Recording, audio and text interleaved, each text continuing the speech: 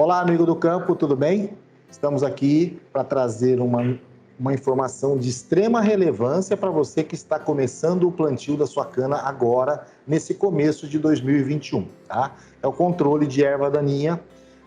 A gente está aqui com o Nicolai, que é um técnico especializado, é referência no Brasil com relação a esse assunto. E a gente já quer de antemão agradecer a disponibilidade dele de estar aqui, que preparou um material para a gente especial, para um amigo do campo, ter todas as informações possíveis, ok? Então, seja muito bem-vindo e muito obrigado por aceitar o nosso convite. Está com você.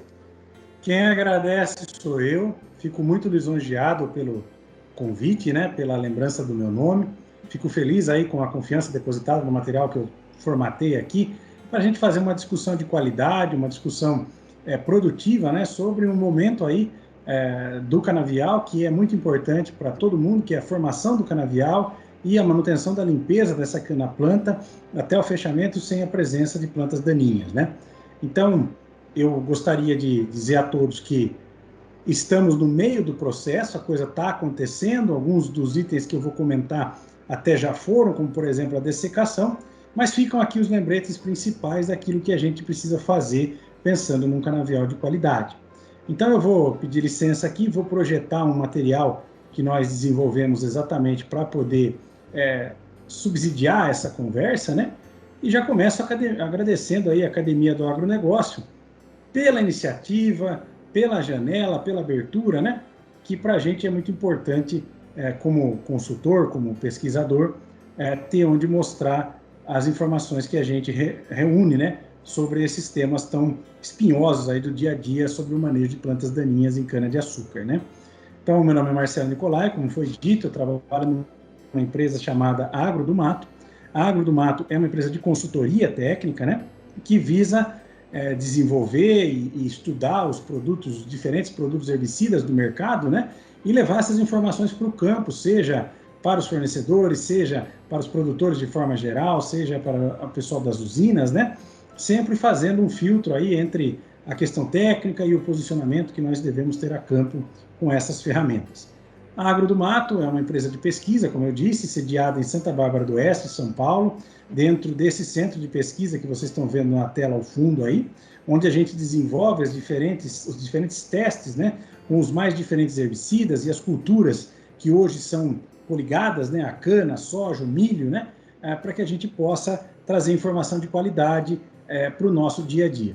Então, a Agro do Mato, que está funcionando desde 2020, de outubro de 2020, né, com esse viés mais de consultoria, junto à Agrocom, que é uma empresa já com 17 anos de pesquisa e recomendação, tem uma missão que é levar ética, inovação e conhecimento ao campo, de forma que nós formatamos esse tipo de material e fazemos esse tipo de interação, buscando levar informação para quem está no pé do eito e efetivamente vai realizar um procedimento tão complexo e importante como o plantio de cana-de-açúcar agora no comecinho do ano de 2021, né?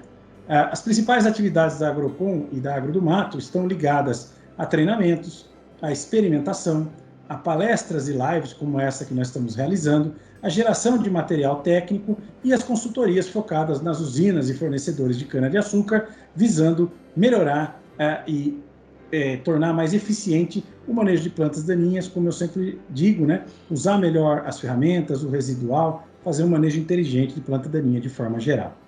Hoje eu faço consultoria para uma quantidade importante de usinas, né?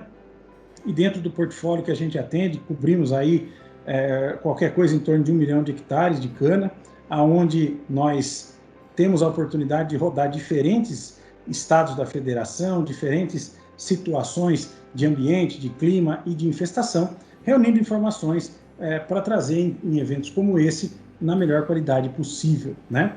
O plantio é uma operação que precisa garantir stand, que precisa garantir qualidade, que precisa ser bem formado, né? É através disso que nós vamos conseguir estabelecer um canavial duradouro, de longos ciclos, né?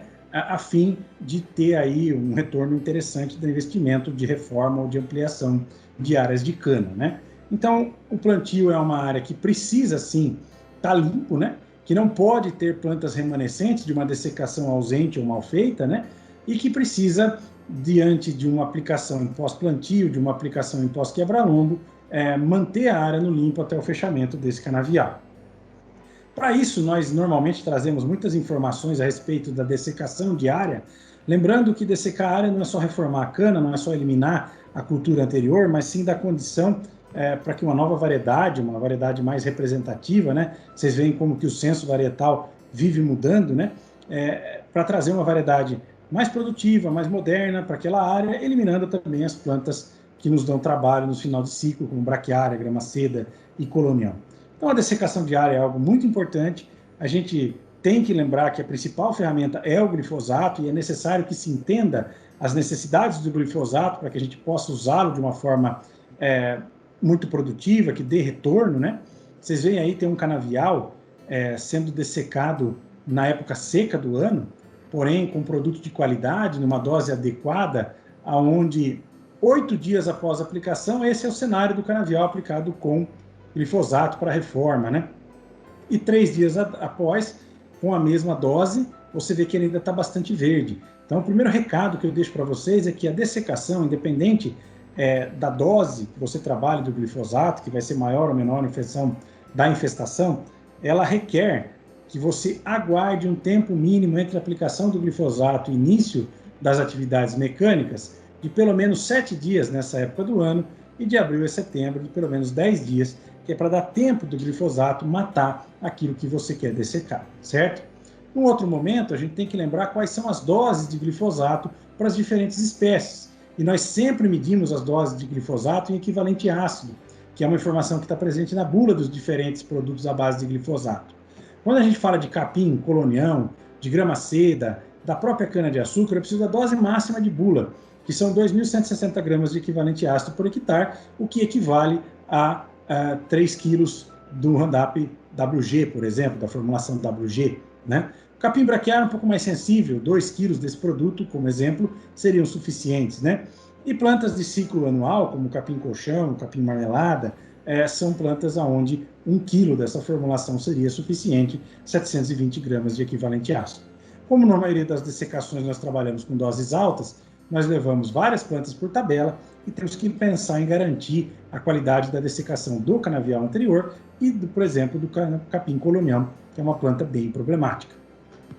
As doses de glifosato, como eu disse, né, elas dependem do equivalente ácido e é importante que eu conheça as diferentes formulações de glifosato que temos no mercado. Então, se eu olhar para os tipos de glifosato, eu tenho algumas diferenciações. Se eu olhar para as concentrações, seja em ingrediente ativo, seja em equivalente ácido, há uma diferenciação bem interessante. Eu sempre vou olhar a quantidade de equivalente ácido para adequar a minha dose. Então é por isso que a gente tem dose quebrada de alguns produtos e doses cheias de outros, em função da concentração de equivalente ácido que tem por litro, né? Vocês veem também que há uma importância com relação à formulação do glifosato no que diz respeito ao período de chuva, né, entre a aplicação e a chegada da chuva. Algumas formulações são muito rápidas, como a do Roundup Ultra, né? E outras, como dos produtos mais convencionais, levam até 6 horas. Isso é importante em função da época do ano que eu estou fazendo dessecação. Nessa época do ano, a probabilidade de chuva no final da tarde é muito grande. Então, eu busco trabalhar com produtos que tenham uma formulação mais adequada para esse tipo de situação. São informações importantes para que eu possa usar bem a melhor molécula que eu tenho na dessecação, que é o glifosato. Essa dessecação deve acontecer antes da cana ter como, porque o como compartimentaliza o glifosato e impede que haja uma boa translocação do produto, que ele chegue ao sistema radicular e seja capaz de matar a toceira, de forma que eu preciso evitar dessecações de cana muito passadas, que já tenham como. Em contraponto, eu preciso de a maior quantidade de área foliar possível. Então, o time de aplicação é quando eu tenho mais folha formada antes de formar como, ok? O glifosato é uma molécula bastante sensível, uma molécula que acidifica a cauda naturalmente, é uma molécula sensível à qualidade, no caso principalmente à dureza, à presença de argila, a presença de matéria orgânica na água, né? Então eu preciso trabalhar normalmente com volumes baixos de cauda para que eu tenha uma quantidade maior de moléculas de glifosato por litros de água, condicionando a um uso melhor desse produto. De forma geral, né, eu trabalho sempre com baixo volume de cauda, eu observo sempre a distância entre a ocorrência da chuva após a aplicação. A qualidade de água usada para o glifosato deve permitir o uso de águas em dureza menor que 150 ppm de carbonato de cálcio, uma coisa que está presente na análise de água, né? Existem plantas daninhas que são resistentes ao glifosato, como vocês têm visto bastante, o amargoso, o pé de galinha e o capim branco, né, o clores. Então, nessas áreas, eu preciso de produtos como o clethodim para complementar a dessecação. E eu devo evitar o orvalho na parte da manhã, né, quando eu estou fazendo aplicações noturnas, e áreas onde tem poeira, principalmente argila, sobre as folhas. Isso são toques muito importantes para você trabalhar com uma boa dessecação, né? Quando eu olho para a questão de precipitação ao longo do ano, nas diferentes regiões em que eu planto ou corto cana, né, eu vou ver que eu tenho, por exemplo, para a região aqui de Piracicaba, uma descrição muito interessante do que é seca, úmida, semi-seca e semi-úmida. Em 2020, nós não vimos ocorrer a semi-úmida, né? Nós pulamos direto da seca para a úmida. Isso influenciou demais no canavial, né, o fato de estar muito seco, e nós vimos aí muitos canaviais fechando tardiamente ou ainda nem fechando, uma situação que favoreceu demais o desenvolvimento de colonião, o desenvolvimento de mamona, né? Então a gente vai estar muito de olho nessas situações. Além disso, em função da disponibilidade hídrica que eu distribuo os meus herbicidas ao longo do ano, né? Então as diferentes moléculas herbicidas que eu tenho à disposição são alocadas em função da disponibilidade hídrica. Quando eu estou falando de um plantio, como é o caso aqui, eu sempre tenho umidade. Se não tiver umidade, a cana não nasce. Aquela umidade que é suficiente para a cana nascer é mais do que suficiente para ativar o herbicida. De forma que eu trabalho sempre com moléculas com características mais de úmida ou de transição, garantindo ao plantio um residual adequado e, obviamente, seletividade. Veja, ao longo do ano eu faço diferentes tipos de plantio. O primeiro plantio de 2021 é o de 18 meses, né? E eu tenho que levar em consideração que, no momento que eu estou fazendo o plantio da cana nessa época, eu tenho um desenrolar, ou seja, um período pós-plantio, onde eu preciso olhar para o residual com atenção, né? Aonde vai diminuir a quantidade de chuva, vai diminuir a temperatura noturna e vai diminuir o fotoperíodo. Então, a gente está caminhando para uma época do ano que quanto mais tarde eu planto, quanto mais perto do inverno eu planto, menos temperatura e fotoperíodo eu tenho, o que faz com que, gradativamente, a cana vá se desenvolvendo mais devagar. Conforme eu vou entrando mais para o meio do ano nos plantios, eu vou necessitando de produtos com efeito residual mais adequados pós-plantio e mais adequados com residual longo, né, pós-quebra-lombo. Isso é uma coisa para observar, porque a cana que eu planto no fim de fevereiro vai ter uma necessidade residual de herbicida pós-plantio muito diferente daquela que eu vou plantar no final de março, abril ou maio. Então isso é um ponto importante de alocação de dose dos produtos que eu tenho à disposição nos meus plantios. Como pré-emergentes, né, eu tenho aí a oferta de mais ou menos 24 ingredientes ativos para cana-de-açúcar. Porém, alguns produtos normalmente não têm recomendação para plantio, né? Ou a gente evita em função do risco de fito. De forma que, naquela primeira aplicação pós-plantio, né, eu vou contar com esses herbicidas de característica mais de época úmida, também pela seletividade. E vocês veem que tem uma oferta muito grande de herbicidas, é uma questão mesmo de eu alocar esses produtos de forma adequada e, obviamente, considerando quanto vai custar esse tratamento de herbicidas pós-plantio e pós-quebra-lombo. O início do processo germinativo das plantas daninhas do meio do canavial é causado pelos revolvimentos de solo que eu faço. Então, a partir do momento que eu revolvo o solo, a luz atinge a semente que está no banco de sementes e ela inicia o processo germinativo. O processo germinativo é pegar a água do meio para amolecer o tegumento e liberar o embrião que está dentro da semente. Esse processo precisa acontecer em presença do herbicida para que meus pré-emergentes façam as ações que dependem deles, ou seja, que garantam o controle e o residual. Porém, a questão de umidade é variável, né? A germinação pode acontecer sob o solo, sem que seja visto, porque germinação é diferente de emergência, de forma que é possível que eu tenha uma área sem nada em pós-emergência de mato, mas que já tenha ocorrido a germinação. De forma que todo plantio é fundamental que eu coloque um inibidor de fotossistema 2 para garantir o pós-inicial, que não necessariamente é o que eu enxergo, mas sim o que está ocorrendo sob o solo após o plantio. Então, todo plantio precisa de um desses produtos aqui, ou atrazina, ou ametrina, o diuron, o metribuzin, ou hexazinona, para fazer o pós-inicial. Os outros herbicidas que eu normalmente coloco são os responsáveis pelo residual. Esses aqui são responsáveis pelo pós-inicial. Desses 5, né, o mais barato e seletivo é a atrazina, um produto novo para o mercado de cana, relativamente antigo para o mercado de herbicida, mas que tem ganho um destaque muito interessante pelo custo. Então, todo tratamento herbicida terá um herbicida pós-plantio, né, ou pós-quebra-lombo, para controlar a folha larga e um para controlar a folha estreita, e teremos no pós-plantio a presença quase que obrigatória ou da metrina, ou da atrazina, ou do diuron, ok? Quando eu faço misturas, como eu citei na cana-de-açúcar, eu estou buscando pegar a folha larga e folha estreita, o pré e o pós-emergente, o pós-emergente que eu acabei de citar, que na verdade é germinação e não a emergência da planta daninha, e eu busco colocar também produtos de alta e baixa solubilidade no perfil do solo, para garantir que após a aplicação, quando inicia as precipitações, ou quando elas já vêm logo na sequência, como acontece nesta época aqui, eu tenho um produto que fique na superfície do solo, muitas vezes controlando gramíneas, e um que desça no perfil, muitas vezes controlando folhas largas, ok? Essa distribuição é importante porque garante o controle no perfil do solo. Então, normalmente eu trabalho com latifolicida, que tem mais alta solubilidade e desce no perfil, uma vez que sementes grandes de folhas largas normalmente germinam em maior profundidade.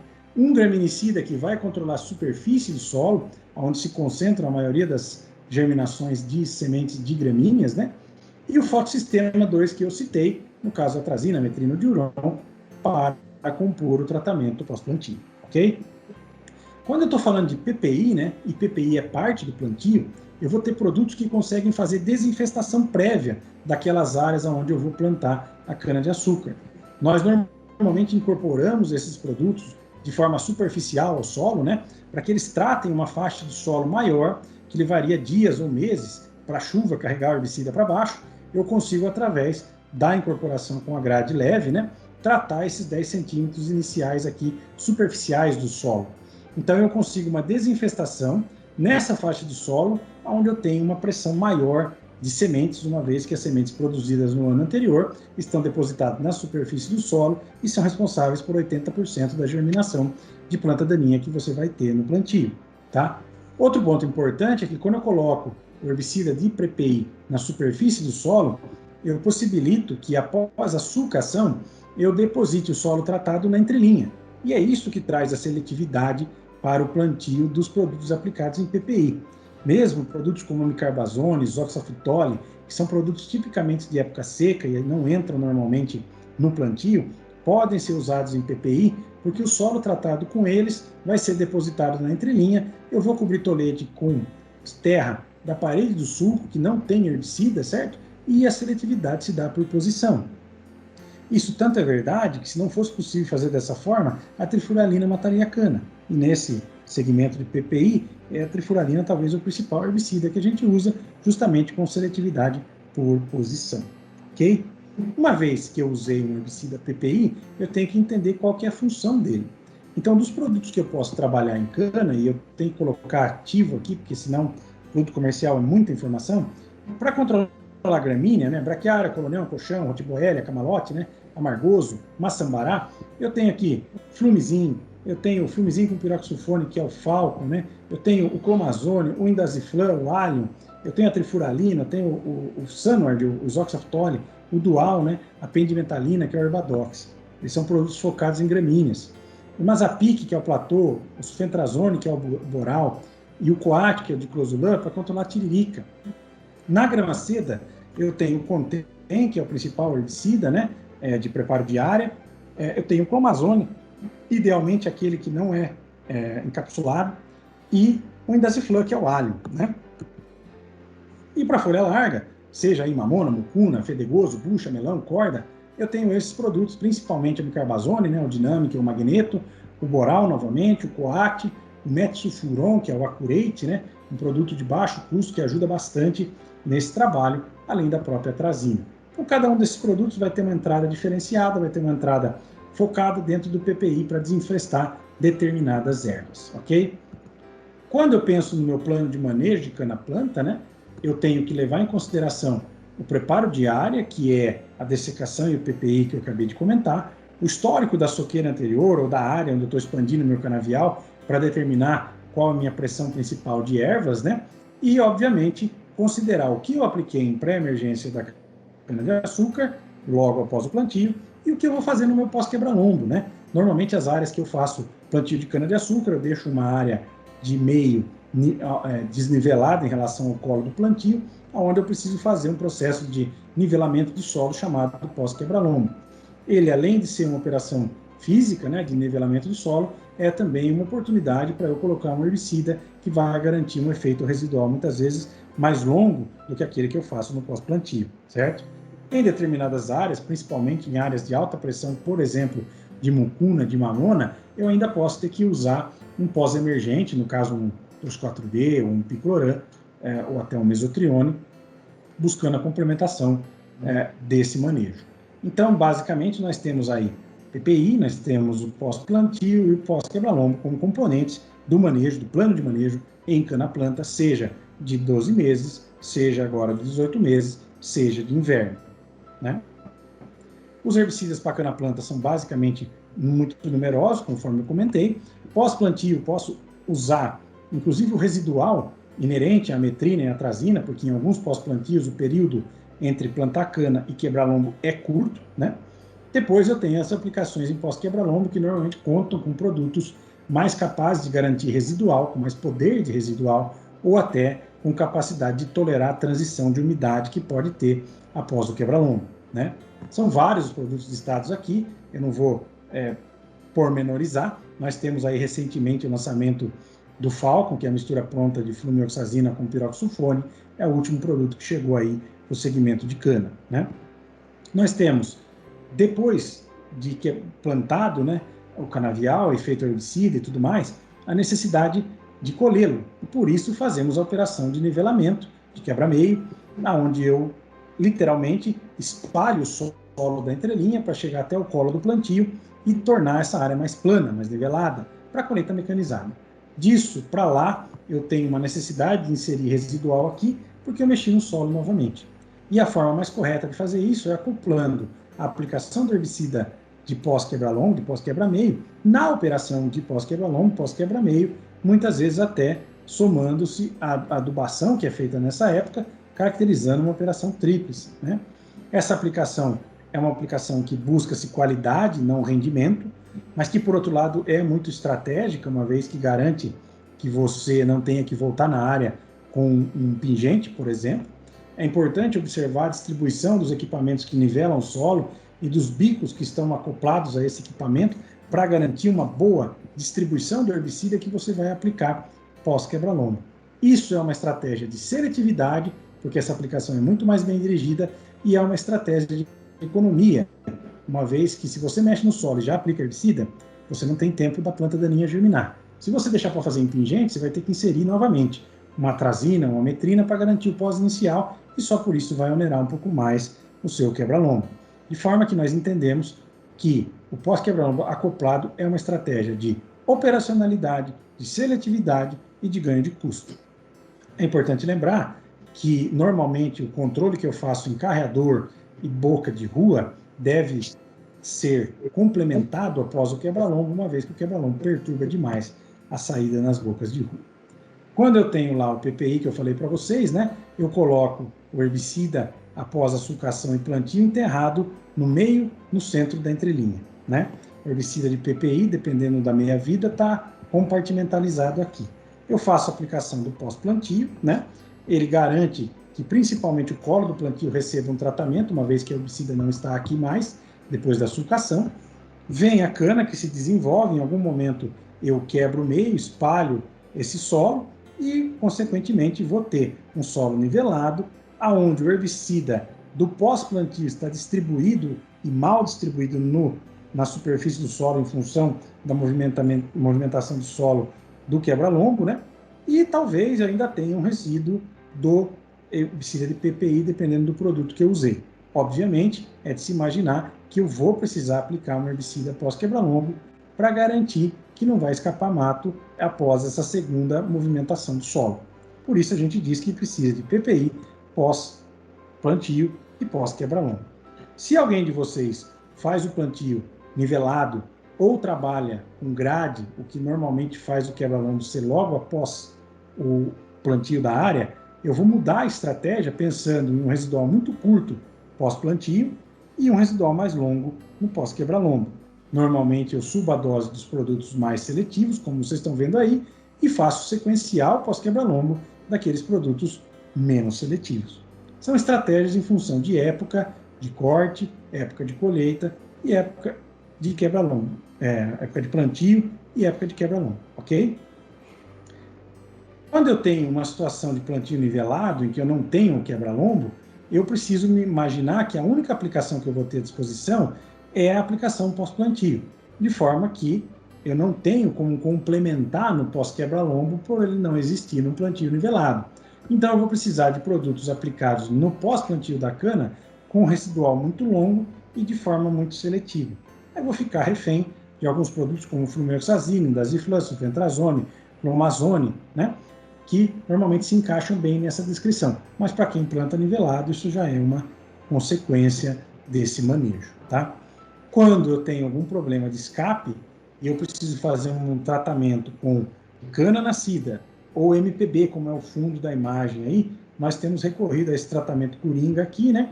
Que é o uso do S-metolacloro, dual a 3 litros, o tebuturon, que pode ser o Fortaleza, pode ser o Butiron, o mesmo Intone, aí o Intone é outra formulação, mas Fortaleza e Butiron a 2 litros, né? O Calipen, que é a mistura pronta de atrazina com mesotrione a 2 litros, mais óleo. Essa composição é muito seletiva, é uma composição que entra em diferentes momentos, quando eu tenho algum tipo de problema no meu residual, ou por qualquer razão não consegui entrar em pré-total ou em pós-quebra-lombo com a vantagem de garantir uma seletividade muito grande na folha da cana, ok? De forma geral, era isso que eu queria deixar de mensagem para vocês. Eu entendo que existem 10 passos importantes para o manejo inteligente de plantas daninhas em cana-de-açúcar em qualquer um dos segmentos que a gente trabalha. Dessecar bem e olhar o glifosato que você está usando são 2 passos muito importantes. A cana-planta ter as 3 aplicações PPI, pós-plantio e pós-quebra-lombo é vital. E o herbicida ser sempre acoplado no quebra-lombo é uma estratégia de logística, é uma estratégia de custo e é uma estratégia de seletividade. Os produtores que gestam bem estoque, as usinas que gestam bem estoque, têm no estoque mínimo, principalmente, de produtos como glifosato, sulfentrazone, tebuturon, ametrina e mesotrione, ok? Esse era o recado que eu gostaria de dar para vocês. Eu deixo aqui os meus contatos, o meu WhatsApp, se alguém quiser entrar em contato, quiser essa apresentação, quiser fazer alguma pergunta, por favor, fique à vontade. E aí eu volto aqui com o meu colega Everton, que vai dar sequência na nossa conversa. De forma geral, agradeço muito a oportunidade a todos. Olha, eu estou aqui impressionado com tudo que eu estou vendo, tá? Com tudo que você explicou, assim, a maneira técnica e clara como você descreveu todos os processos, todos os produtos, ela traz para o amigo produtor uma informação extremamente relevante para que ele não erre, para que ele não perca dinheiro, inclusive, assim, coisas que eu, particularmente, não tinha informação. Olha, tempo de absorção, tem produtos que absorvem em 30 minutos, tem produtos que demoram 6 horas, então o camarada perde dinheiro se ele não souber isso tudo. Enfim, informações extremamente relevantes que a gente recebeu aqui agora do Nicolai. Muito obrigado.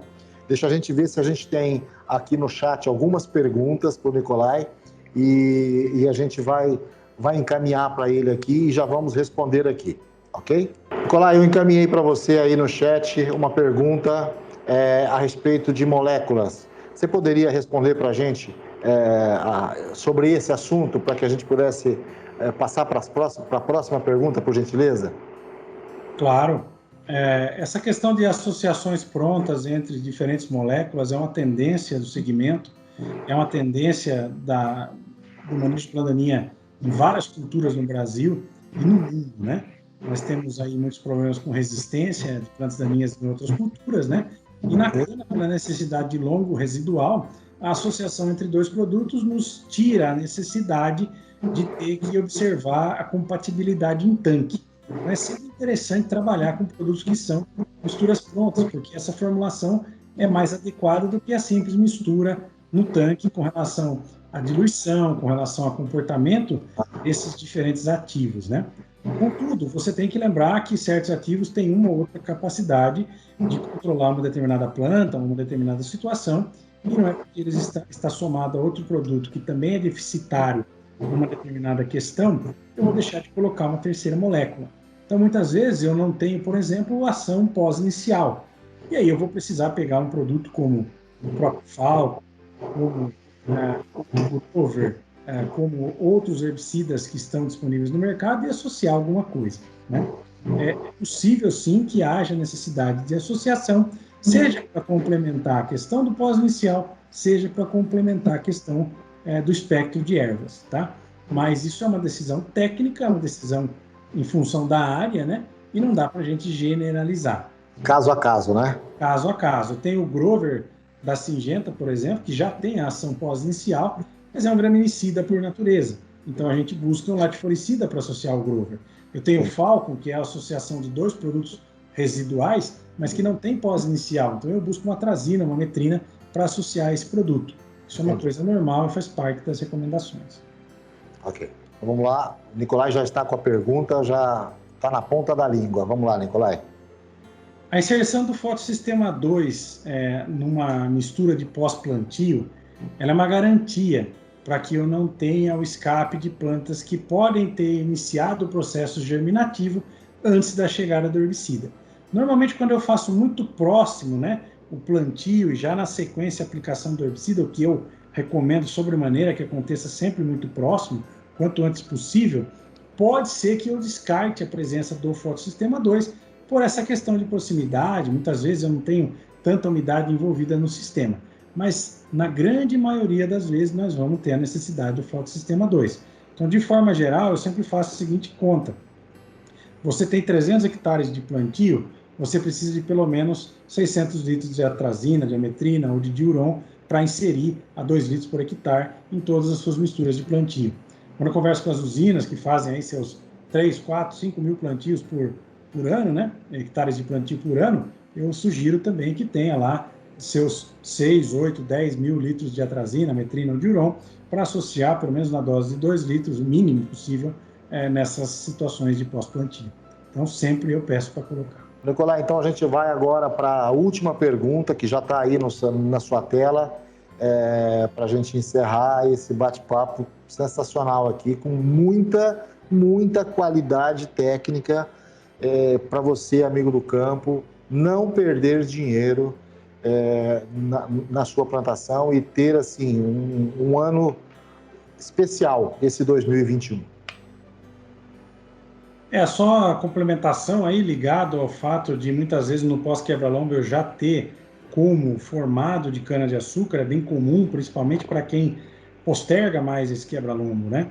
Então a gente tem aí uma limitação no uso da molécula do indaziflan, do allium, né? Que na verdade, no momento em que eu não tenho umidade, eu até poderia usar, mas não consta em bula essa recomendação. Então as opções que eu tenho, né, no lugar do alho, seriam produtos que podem ser usados nesse segmento. E aí todo produto que entra no pós-quebra-lombos, com exceção do indaziflan, pode ser usado independente da planta ter como ou não, tá? Não sei se você percebeu, houve um questionamento muito grande sobre os inibidores de fotossistema 2 e a necessidade de eu colocar um pós-inicial nas áreas de plantio, né?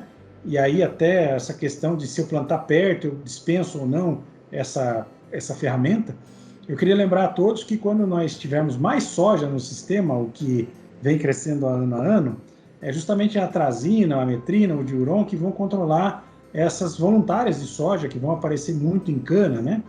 E a gente vai ter que se deparar muito mais com a questão do conceito de vazio sanitário. Então, o fato de colocar o fotossistema 2 no pós-plantio da cana vai ser uma estratégia de controle de soja e de adequação a essa questão do vazio sanitário. Então, você, amigo produtor, que está tentando fazer economia nisso, eu diria para você se pegar em outra coisa, porque isso vai virar uma coisa constante, tá? Agradeço aí mais uma vez a oportunidade. É o tipo de informação essa que a gente está levando ao amigo que, assim, é de uma profundidade e de uma clareza, né, para esse momento, para o próximo passo na nossa agricultura, né? Estamos vivendo um momento de mudanças, de 10, 15 anos para cá até agora isso explodiu e isso vai continuar, né? Então a gente precisa estar muito atento a essas informações técnicas, a esse apoio, tá? Então, caso o amigo tenha necessidade, vai ficar aqui na tela o contato dele ficou o tempo todo aqui no nosso vídeo. Você pode entrar em contato com ele, se você tiver alguma dúvida, pode entrar em contato com a gente, que a gente também encaminha para ele. Mas, assim, a gente só tem a agradecer imensamente essa oportunidade de trazer essa qualidade nessa informação. Realmente é prazeroso a gente escutar você falar e sabe que você gosta do que faz e entende muito do que faz. Muito obrigado de coração pela sua disponibilidade. Tranquilo, eu que agradeço. Muito obrigado.